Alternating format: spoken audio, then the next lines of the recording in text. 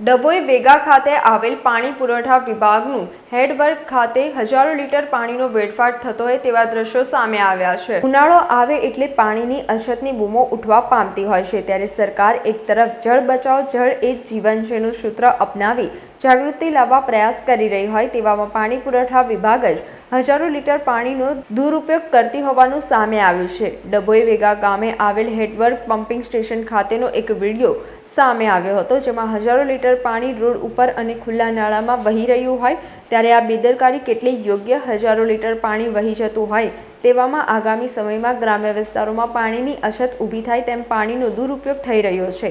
પાણી પુરવઠા વિભાગમાં આ અંગે તપાસ કરતા ટેલિફોનિક વાતચીતમાં અધિકારીઓ ટાંકી સાફ કરવા હેતુ પાણી કાઢી રહ્યા હોવાનું જણાવ્યું હતું, પણ આટલી બધી માત્રામાં પાણી વેડફાટ થાય તે કેટલું યોગ્ય જેવા સવાલ ઊભા થયા છે। સમાચારોના સતત અપડેટ મેળવવા માટે લોકમત ન્યૂઝને YouTube ઉપર સબસ્ક્રાઇબ કરો, બેલ આઇકોન દબાવો અને અમારી સાથે જોડાયેલ રહો ફેસબુક, ઇન્સ્ટાગ્રામ અને ટ્વિટર ઉપર।